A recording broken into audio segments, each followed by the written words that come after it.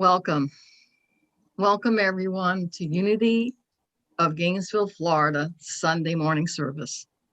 Please know that we are live streaming to both Facebook and YouTube. So if you don't want to be seen, please turn off your video.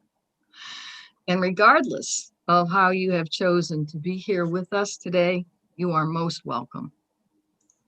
Please know also that we are continuing with classes and other events, both in person and online. So take a moment to check your weekly eBlast Unity Messenger, which comes through the email on Fridays, or the website, unitygainesville.org. We are pleased to have a licensed Unity teacher in Carla Palma, again, as our speaker today. Her talk is entitled Strength Consciousness, Aligning with the Power of February. Today's lesson is a second in a series of messages about the metaphysical meaning of the disciples and the 12 powers which they represent, including both the male and the female disciples. The first Sunday of each month, she has offered to present a talk on that power, whichever power is being represented for that month. And additionally, we are pleased to have Kathy DeWitt providing our music, as she has done so beautifully many times before. And Phyllis Shepherd will be leading us in the statement of faith and reading the daily word. So Carla. Thank you, Rapali, and thank you for saying all of that so I don't have to do it in my talk. Okay, so if we would all just lean back in our chairs and take a nice breath, close our eyes if we're feeling comfortable, and know that with every breath we take, we are safe and secure. We are here in this moment. In thanksgiving for this day, for the sweetness of this morning, for the stillness of the land, so strong and beautiful. Our theme for today is strength consciousness, the spiritual power that enables us to hold fast to the divine idea and all the divine ideas that guide our way. The most important, that we love the Lord of our being with all our might and our neighbors as we are loved. We are one in the Spirit, and we are grateful for this knowing and the strength to remember our true identity as an expression of the goodness and love that created us. And so it is. Amen. Kathy? So our opening song, we'll do one that we're pretty familiar with, and it's, if you have a hymn book, it's on page 322. It's called I Am Free, I Am Unlimited. And I thought the second time through we would sing I Am Strong, I Am Unlimited. I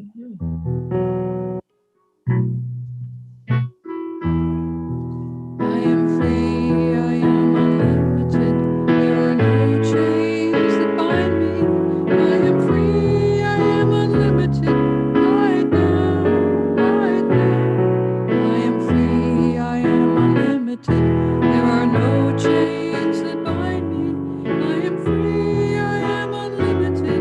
Right now, right now. I am strong, I am unlimited. There are no chains that bind me. I am strong, I am unlimited. Right now, right now. I am strong, I am unlimited. There are no chains that bind me.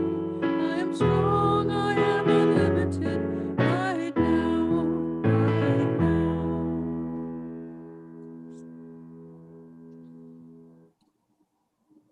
And now, if you'll join me, either muted or in your mind and stating the affirmation. There is only one power and one presence in the universe and in my life. God the good, omnipotent. And that's the truth. The daily word for today is inner peace. I express the peace of God. Peace be still. With these words, Jesus claimed his authority and calmed the stormy waters. Following Jesus' example, I too claim authority. In a stressful moment, I center my awareness in the divine presence that lives in me and expresses through me. This divine presence is perfect life, love, and wisdom. It is peace that nothing and no one can disturb. No matter what may be happening around me, at the center of my being, there is always peace. It is an aspect of my divine inheritance, as near as my next thought. I release all fear and tension and embrace the peace of God. As I do, divine peace radiates from the center of my being. It clarifies my thoughts, calms my emotions, and relaxes my body. In every situation, I am a presence of peace. Isaiah 26:3, those of steadfast mind you keep in peace because they trust in you. The affirmation again for today is, I express the peace of God.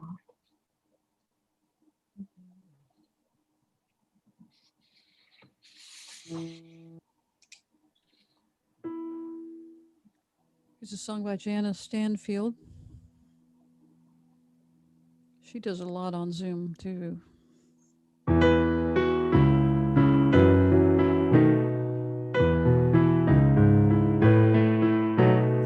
What would I do if I knew that I could not fail? If I believed what the wind always fill up my sail? How far would I go? What could I achieve? Trusting the hero in me. If I were brave, I'd walk the razor's edge. Fools and dreamers dare to tread. I'd never lose faith, even when losing my way. What step would I take today if I were brave?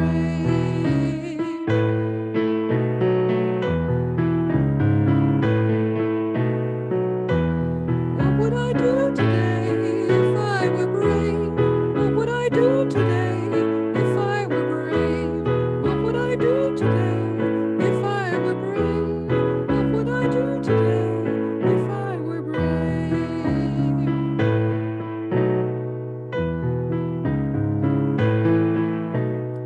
What if we're all meant to do what we secretly dream? What would you ask if you knew you could have anything? Like the mighty oak sleeps in the heart of a seed, are there miracles in you and me? If I were brave, I'd walk the razor's edge, where fools and dreamers dare to tread. Never lose faith, even when losing my way. What step would I take today if I were brave?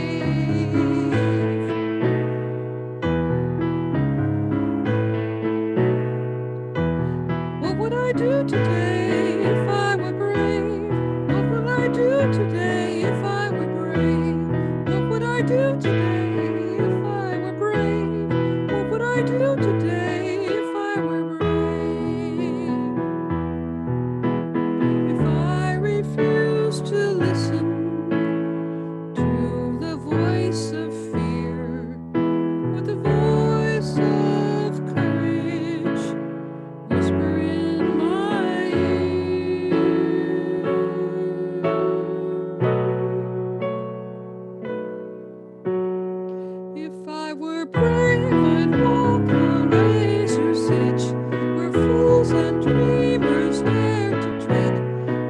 never lose faith, even when losing my way.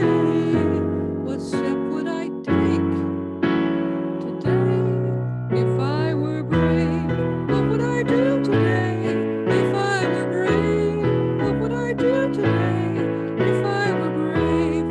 What would I do today if I were brave?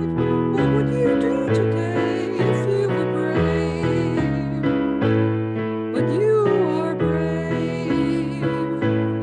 We all are so brave. Brave.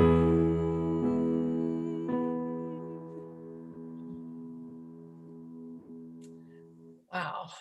Thank you, Kathy. I love working with Kathy because I just tell her what we're going to talk about today, and she comes up with the most beautiful selections. Thank you so much. And if I were brave, I would give this lesson today. Thank you, Kathy. Well, here you are. Here we are, and here we are.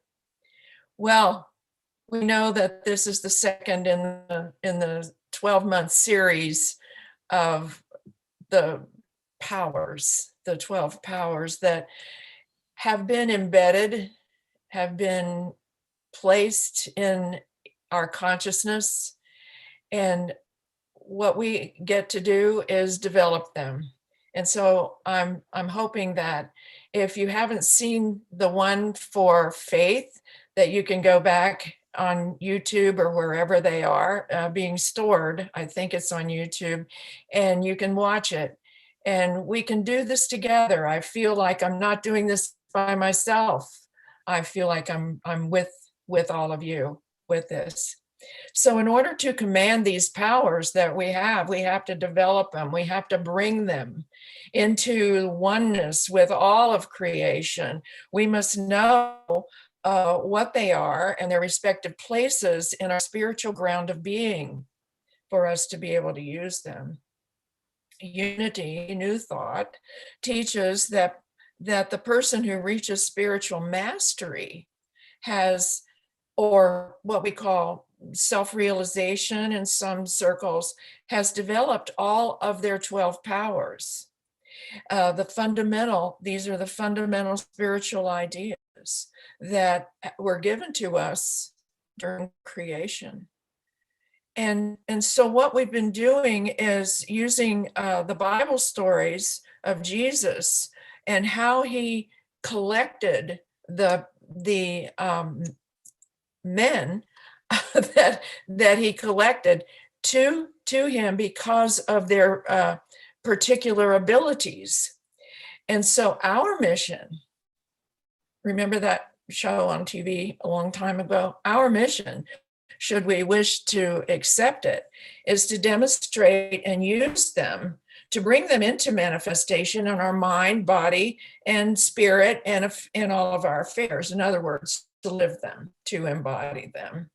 So last week, as I said, we focused on Simon Peter, who represents faith, and for the female side of it, of that attribute, Elizabeth, the mother of John the Baptist, to represent faith.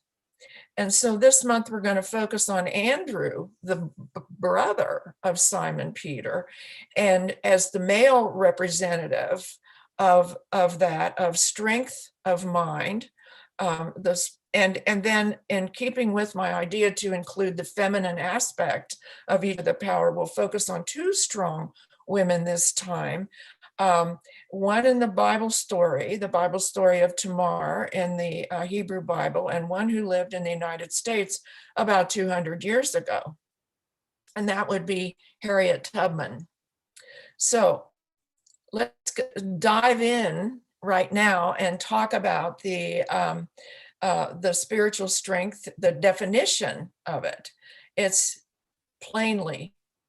I love this definition, the first one given, the energy of God. So when you think of strength, as the energy of God. Doesn't that do something to you, to your whole body? It's freedom from weakness. It's stability of character. It's the power to withstand temptation. So if any of you are calling upon the power of will to help you with your New Year's resolutions that you might have made last month, don't worry about the power of will. It's the power of strength that keeps you on that path, that perseveres. It's that capacity. The strength of is mental and physical and spiritual. It's the innate ability by which we're able to endure, stand the course, to be persistent and persevere, and to be stable. Whew, it's a whole lot. The color is spring green, and I see so many people with that on. That's fun. It's fun to do that. Kathy said earlier, said, I'm glad we have a dress, a color for what we're going to wear now. It kind of helps me. So the location of this power, if you could reach back and put your hands at the small of your back, just like that, that is where the energy center is for strength. And the way that helped me to remember it was, have you ever heard somebody say, I've got your back? What does that mean? That means I'm behind you. I'm helping you. I'm giving you my strength too. And in the military, what do they say? I've got your six. It's the same thing. I've got your six. I'm right behind you. I'm covering you and protecting you. So that's where it is. So and by the way, there's a yoga posture for that, and you can do that posture. It's very difficult for me to do now, but and it strengthens the back there too. So let's follow Andrew first, and because that's the traditional, more traditional way. Something that in doing my research for this, I did not know. I didn't think about it really, but Andrew was the first apostle or first disciple chosen by Jesus. And it wasn't Simon Peter, the one that we have him first, but I'll tell you in a minute why he is listed first. Andrew was a disciple of John the Baptist, who was Jesus's cousin. And so Peter didn't join in with that. He was kind of standoffish with that. And so Andrew was this ardent follower of John the Baptist, and John the Baptist preached about one stronger than him, one more spiritually evolved than he would be coming. And Peter and his brother Andrew were business partners with John and James of Zebedee, and we're going to hear about them in next month and the month after that. But they were partners in this fishing business, and he is mentioned in John, the first chapter of the Gospel of John. He was one of two that actually invited his brother Simon Peter and introduced him to Jesus. And it talks about that, and what he said to his brother to get him to come to meet Jesus was, "Hey, we've found the Messiah." And if you're a Bible nerd like me, that's John 1:41. And so Andrew was also mentioned in the Bible as being at the feeding of the 5,000 at the sermon before the 5,000 people. And he's the one that brought the young boy to Jesus and said, we've got, all have been able to find is 5 barley loaves and 2 fish. And so Andrew's strength was his spiritual mind to grasp hold of spiritual ideas and use them. And we're going to talk a little bit more about physical strength, but right now it's spiritual strength. And of course, these powers are all spiritual. So first he looked at what they already had. And that's one of the things that we do in our spiritual path. What do I know so far? What do I have so far? What have I developed so far? So he looked at what they had, and it was the loaves and fishes. And now we know what bread metaphysically represents: substance, spiritual substance. It never runs out. And then the fish represents sense-based ideas and thoughts that have a great possibility of increasing. And so right here we have the nut of that whole story of feeding the 5,000. It wasn't the food that the physical food that they were after, but it was the spiritual food. Through his faith and perseverance and understanding this inexhaustible supply of all strength, and he knew the high possibility of Jesus's disseminating an abundance of spiritual ideas to the crowd gathered there. 5 means spiritual expansion, and 2 means oneness doubled. And so there we have it, the whole metaphysical meaning of the 5,000. And if you wanted to do a metaphysical translation of that, we would say these people are hungry for spiritual food, ideas that build and multiply and feed their soul so that it can expand. So that is, and the Bible is never to be taken literally, and it is always metaphorical or metaphysical in nature. So I want to turn now to the feminine example, a couple of the feminine examples of this power. In the Hebrew Bible, we learn that Tamar was a woman in the house of Judah, and Judah, if it was later became the kingdom of Israel. The family and the offspring and all of that became Israel. So Tamar was a widow twice. Her first husband died. She got another husband, and he died also. And so she went through a lot of grief and a lot of struggle, but her faith was so strong. She actually wound up becoming the mother of the house of Israel, because Judah became the father of her twin sons after all of her heartache and everything. But her name, tribal people give people names based on their attributes, right? And so the Hebrews were tribal people. Her name means standing forth, ascending, high, lofty, erect, upright, like a mast on a ship, a spire, a column of smoke, and a landmark, a palm tree, and the phoenix rising. And Judah said, she is more righteous than I. And in those days, righteous didn't mean right. It meant spiritually aware and awake.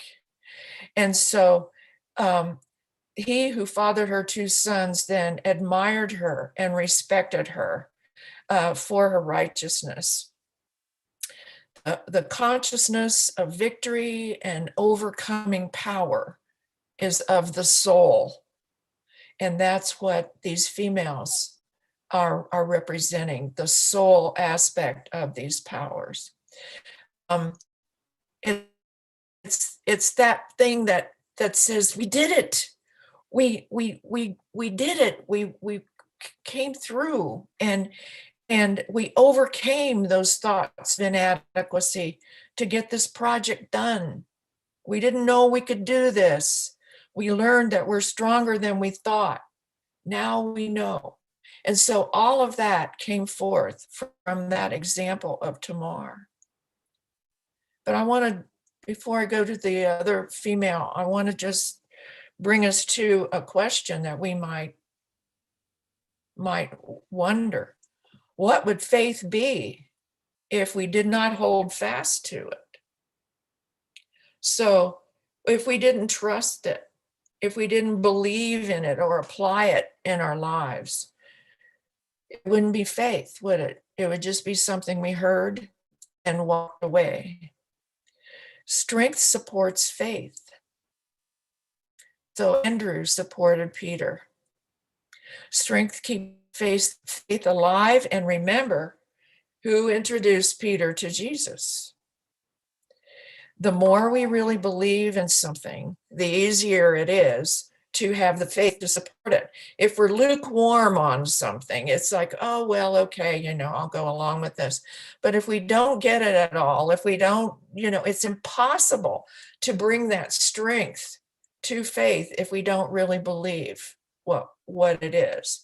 So strength consciousness, if what our beliefs, our consciousness is composed of our thoughts and our beliefs. And so if strength consciousness impacts our thoughts and feelings and compels the outer act, consciousness compels the outer act, which brings us to Harriet Tubman. She was a tiny, tiny little girl, but she was very strong from being enslaved all of her life.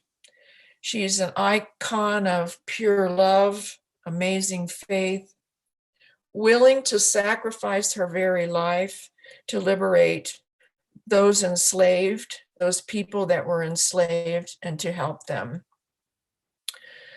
There was an inner knowing in Harriet Tubman, a strength of her character that was alive. And she had the courage. And if I were brave, her courage to take all the risks to lead enslaved people to freedom. Her biography a little bit, I looked into that. Things started for her probably before this, but as the story goes, she was in a dry goods store, and there was another person in that dry goods store that was also an enslaved person and was there without permission. You couldn't leave the farm, you couldn't leave the land unless you had permission. And this man was there without permission. And so the overseer was looking for him, and he came in and he saw him in this store. And he he told Harriet, he said, help me catch him and bring him back to be punished for leaving without permission. And so Harriet instead stepped in front of the overseer and blocked his way so that the slave could escape. And so the young man could escape. And so the overseer was so angry, he picked up a 2-pound weight and threw it at her and hit her in the head. And this caused her, it damaged her brain, and it caused her to have seizures, narcolepsy, and headaches all the rest of her life.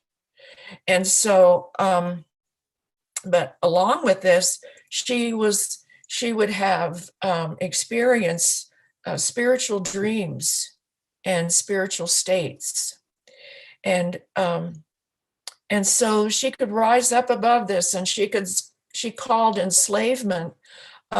She described enslavement metaphysically.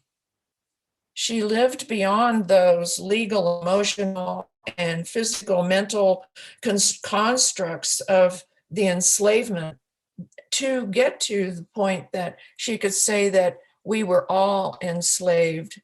Something was binding all of us. So like Harriet, our divinity awakens us into a moment when we realize, yes, I am. Yes, I can. It's our divine nature. So between the years of 1850 and 1860, so this is before the Civil War, she was a conductor on the Underground Railroad. And she had 8 siblings, I found out. And in her 20s, she was enslaved in the state, what is now Maryland. And in her 20s, she escaped with 2 of her brothers and went all the way to Pennsylvania, which was 90 miles north. And when they got there, when they got there to Pennsylvania, her 2 brothers decided to go back. And I don't understand why they wanted to go back, but some people say that maybe it was so unfamiliar being free. They had never been free. They were all born on the farm and born into it from their parents who were enslaved. And so maybe they just didn't know what to do. But anyway, they said they wanted to go back. And so she went back with them. But she did write this in her memoirs. She said, "When I found I had crossed that line, I looked at my hands to see if I was the same person. There was such a glory over everything. The sun came like gold through the trees and over the fields, and I felt like I was in heaven." So what happened after, in about 1850, is that the federal government passed a law that if a runaway slave went to an abolitionist state, then you could go after them and bring them back. And so it wasn't enough to go to Pennsylvania or some of those other states. They had to go all the way to Canada. And Canada is a nation that has never allowed enslavement. So this began her journey. She did 19 trips in that 10 years. So that's an average of about two times a year that she took people, over 300 enslaved people. She had allies along the way as she went who would let people hide them in their home during the day. And I just want to pause here to tell you that when I was a child, I lived in a house, a 2-story house, and my grandparents lived on the upper floor, and then my mom and dad and my brother and sister and we lived on the bottom, the ground floor of this great big house. And so I found out that this house used to be a bar. It used to be a saloon. The front room was so big, and I always thought, why is this room so big and the other ones, behind it? And it was a saloon.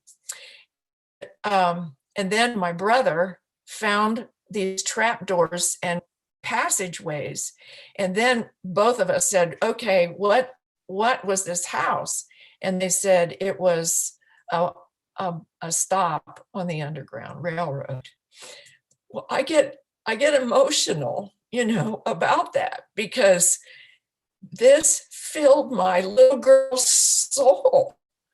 It was amazing that I was living in this house that had been used in the Underground Railroad to help people get up to Canada.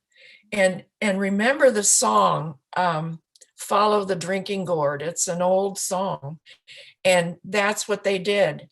There was the Big Dipper, And if you count off from the Big Dipper, you see the North Star. And that's what they did when they traveled at night. They just kept the North Star in front of them, and they knew they were heading north to get up to Canada. So changed my life, you know? So she risked her life. Those people had to really trust her, though. Can you imagine them saying, she can't even stay awake, you know, with narcolepsy. She can't guide us, let alone free us. You know, we can't, but they did. They trusted her. She was that strong.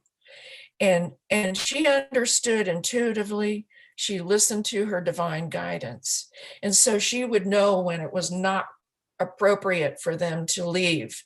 And she would know where they could go and how they could accomplish getting up to Canada. She demonstrated this consistency in faith and actions, which means that she really did know how to use her power of strength. So she taught, and later she wrote, that we are all spiritual advocates, activists for our own liberation and freedom, for our own peace. So with those two examples, I hope you can get an idea of what it means to be spiritually strong. And so how we underuse strength. Sometimes we underuse it. We've got this power, but we don't use it. How do we do that? It's, let's say, our inability to stick with something, to finish a project, or we flip from one thing to another. Oh, I want to learn French. No, I'm tired of that. I want to do this. You know, I want to do that. And then, or sometimes we're afraid to do the right thing if it will make us unpopular. Right? I think a lot of women have had that experience of going along to get along, you know. And so being codependent in a way. I don't want people to think I'm not nice or something like that. And then the beliefs, maybe the inner beliefs are what create the outer act. As I said, consciousness compels the outer act. So their inner beliefs might be that they can't finish a project because maybe they were told that they were unworthy, or they've always been called a failure or something like that. So we can't judge people. We do not know what has happened in their consciousness. So how do we overuse strength? I like this one. Stubborn, over controlling. You know, we've heard the phrase "the control freak." You know, that kind of thing. Forge ahead with a futile plan, lack of faith to do it but you do it anyway. Okay, well, they said I had to do this, so I guess I have to. That's how but they make everybody else stick with the plan, you know. Hang on to stuff. People can hang on to things as well as erroneous thoughts, so physically or spiritually. Hang on to feelings, beliefs, hoard, hang on to resentment instead of forgiving. That's the overuse of strength. What is the belief with hoarding and saving? It's the belief that it's maybe we don't have enough. There's not enough. I might need it someday. It comes from a consciousness of lack. I already said resentment, but revenge is also the overuse of that power. Holding on to erroneous beliefs, keep doing the same thing over and over again, expecting a different outcome. Have any of you ever dated the same person over and over, but they had a different name, or married the same person over and over, the same kind of person? How many of you have been reluctant to ask for help? I know that was something that I had to overcome. I was always called the strong daughter. I was always called the one who was called upon to say grace at family gatherings and things like that, even when I was a kid. I was always reluctant to ask for help. But when I did, I got it, and it was freeing for me. So sometimes being reluctant to show vulnerability. How many of you have heard of Brene Brown and what she talks about with vulnerability? And so I thought of her when I was doing this background for this talk today, because she says that when you allow yourself to show your vulnerability, it's not really showing weakness, it's showing that you are strong enough to show vulnerability. And that it doesn't matter if people think of you as weak. And this is something for men to take into consideration, because they were raised to be strong men, and do the right thing, all that kind of stuff, to be that way. And so when they act vulnerable, they're afraid that even their loved ones, the women that love them, will see them as weak. So it's very hard. It's very hard for men to show that vulnerability. But when you just remember that when you don't show your vulnerability, you're overusing your power of strength, and it's not really appropriate. So you can take that with a grain of salt if you like. There's always a belief, a consciousness fueling whatever way we misuse our spiritual powers, any of them. So I'm going to go into how Jesus showed us about strength, and how he showed us to apply this in our lives. In Luke 11, verse 21, I'll read this verse to you. When the strong man, fully armed, guards his own court, meaning his own house and his land and his property, guards his own court, his goods are in peace. But then a stronger man shall come upon him and overcome him and take from him his armor, wherein he trusted, and divides up the spoils. So I want to give you a hint for deciphering this, is that the strong man and the stronger man are the same person. Okay?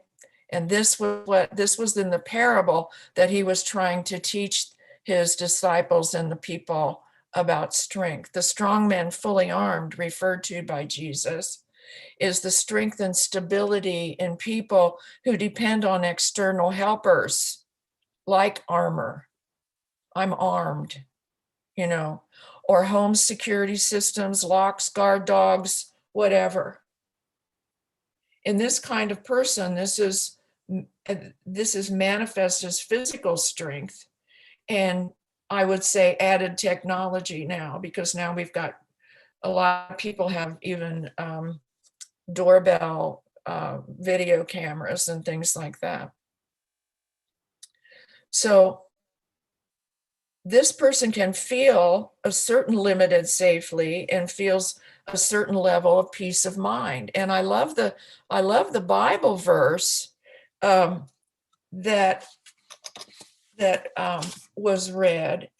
Those of steadfast mind you keep in peace. Peace because they trust in you. So steadfast is one of, and I've got the daily word, steadfast is one of the definitions of strength. And so it actually talks about our strength. So then the enlightened person who is spiritually strong in mind has overcome his fear of losing his physical possessions, knowing they are temporary anyway, knows that you can't take them with you, that kind of thing. And that what cannot be taken away is the absolute love of God, the absolute protection of God.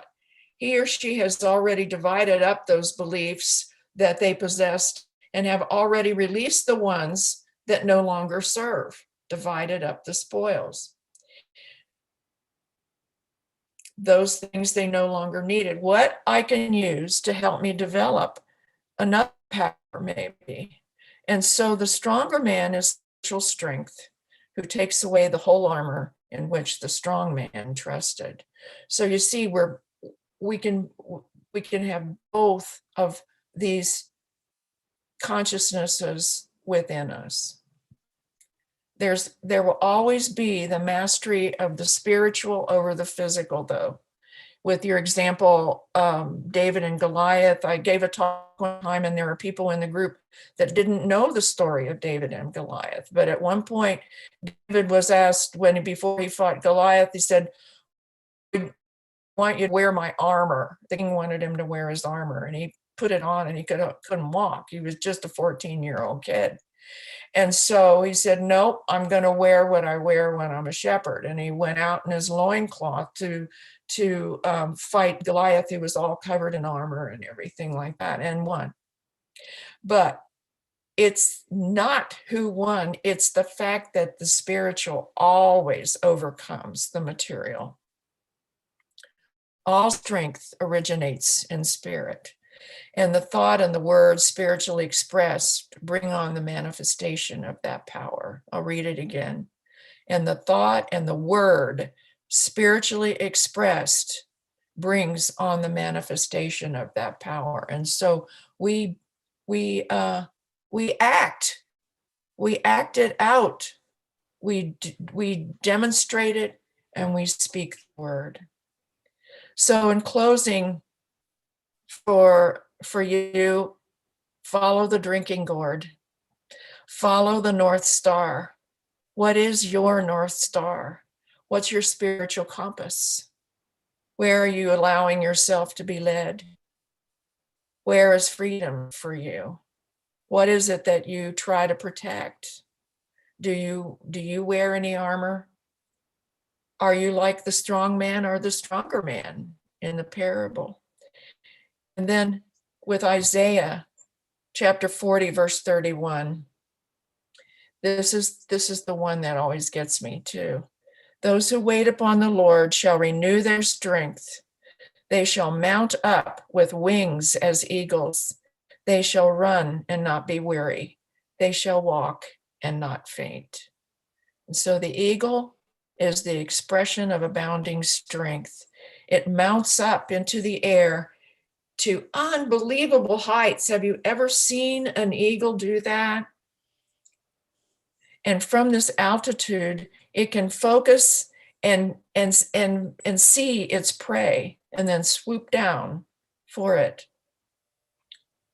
It rises above even a cyclone. Eagles have been known to fly above tornadoes and hurricanes. Yeah. They outfly the wind. And as the way of the eagle in the air, so is the way of all of us when we fully realize our divinity. Harriet Tubman also wrote, "Always remember you have within you the strength, the patience, and the passion to reach for the stars, to change the world." It is so. Amen.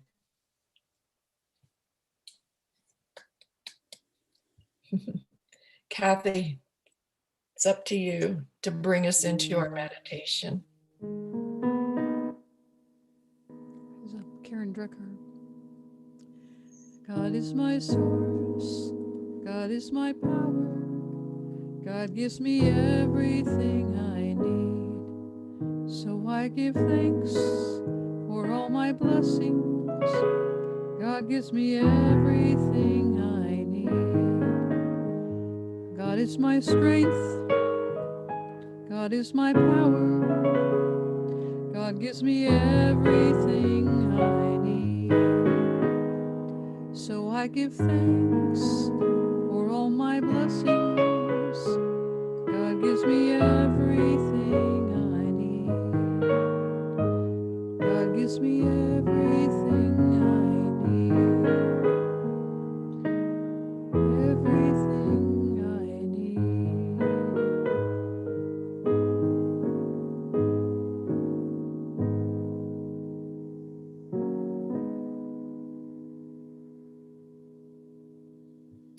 God is my source. God is my power.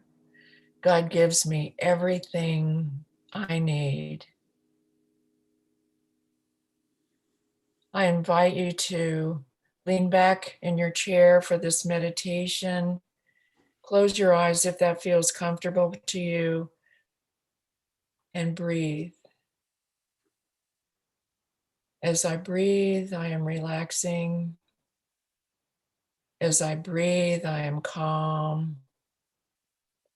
As I breathe, I am embraced by the presence of God. As I breathe, I am.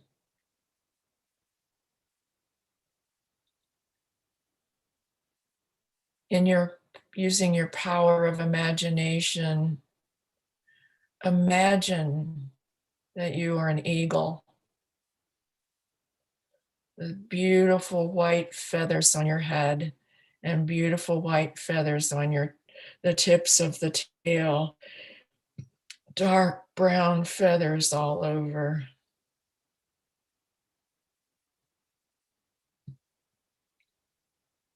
And that you take off from a tall tree and you fly up higher and higher and higher. And you can look down upon the earth and see far away. You can actually see the curvature of the earth. As you fly, you glide effortlessly.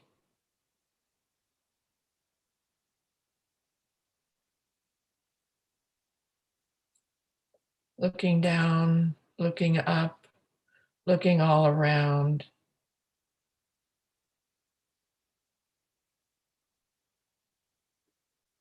And as you fly, have these realizations. I am grateful for this gift of strength that I can fly high up and outfly the wind.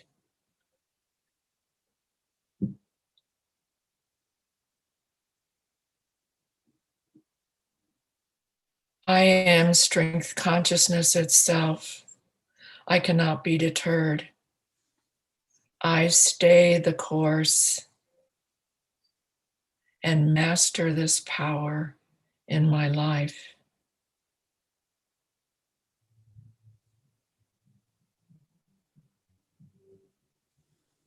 I am ready to exhibit the strength of character that makes my life seem effortless. Because I have this inward joy that no one can take away. Nothing and no one can take away my joy. I am sincere and steadfast about my spiritual journey. And I am open and receptive to the inflow of the serenity, the peace of mind that comes with my faith and trust in God, in creation, and in the universe. I use my power of strength to hold fast to my faith. I trust divine mind to guide me, that I may experience the peace and joy of knowing that I have given my best as I fly over the earth.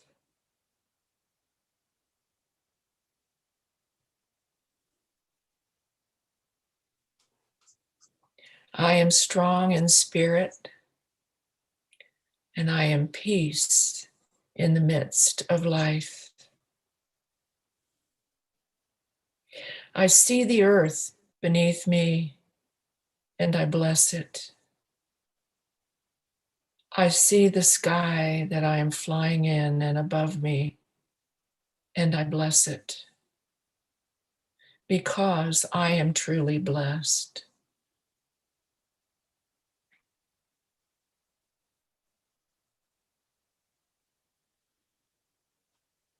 And I fly like an eagle every day.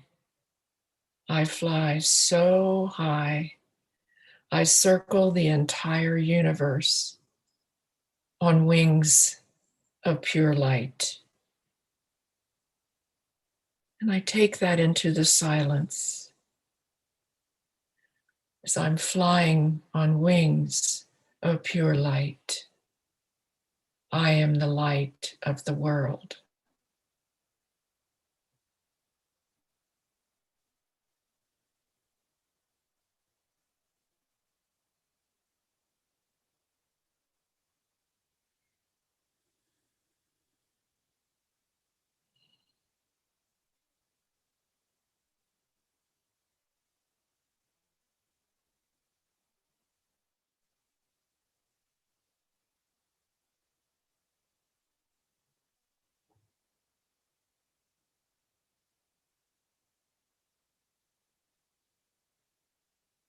I am grateful for this day, for this experience of being with friends, like-minded, and all that is awaiting me with the love and the power of Almighty God. I say, Amen.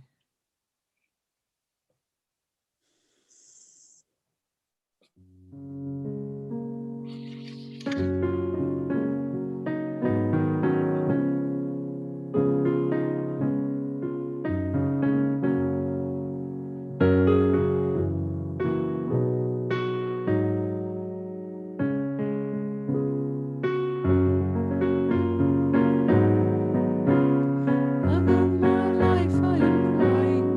I am not dying. I am dancing, dancing along in the madness.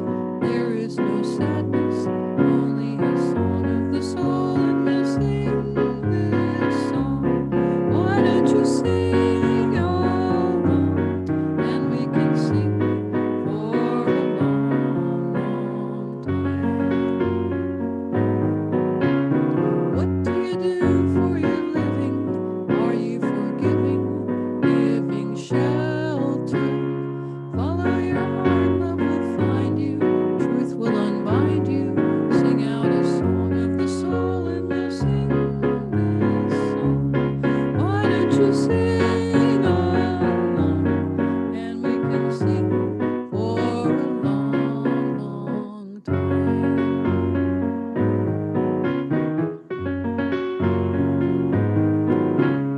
Come to your life like a warrior, nothing will bore you. You can be happy. Let the light in, it will heal you, and you can feel you.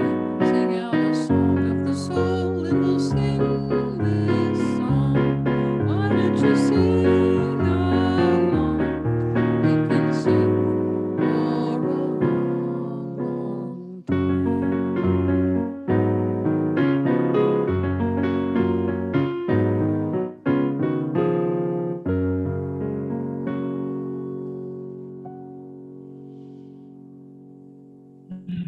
Beautiful.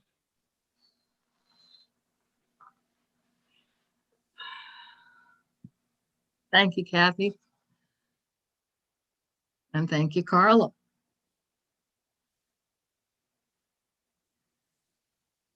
And we are now coming to the time in our service towards the end, where we offer the offertory and our children's blessings.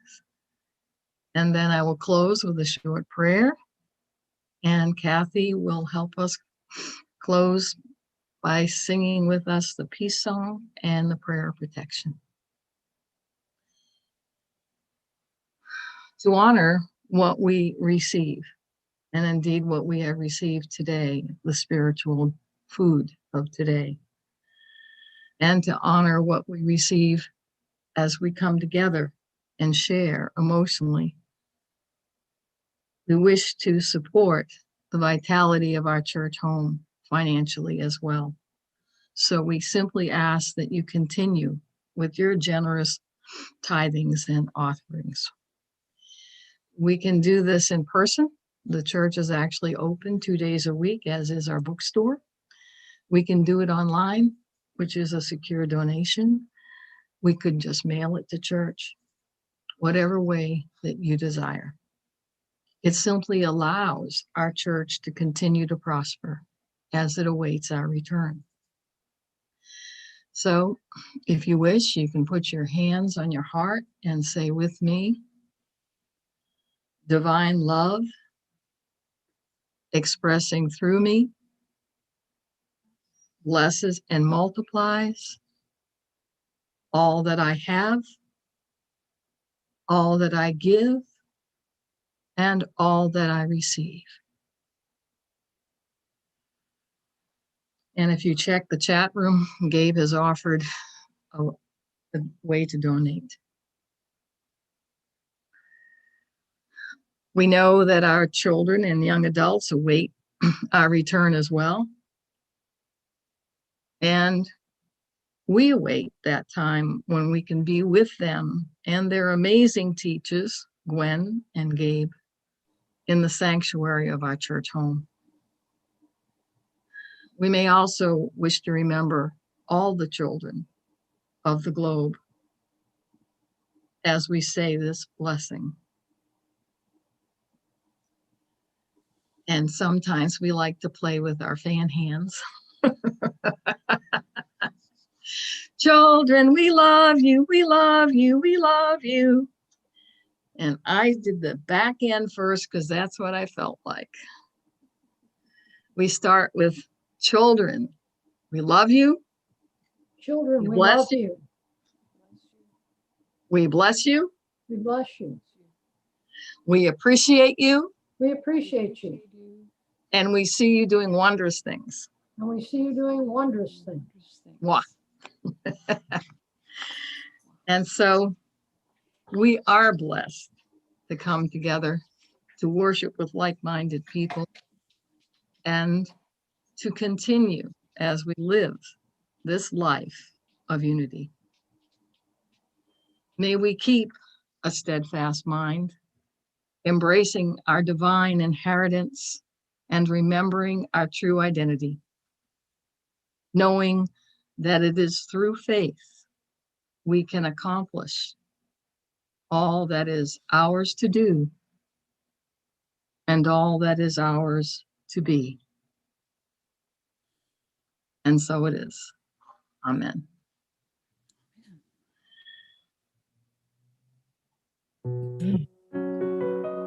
We'll sing our peace song.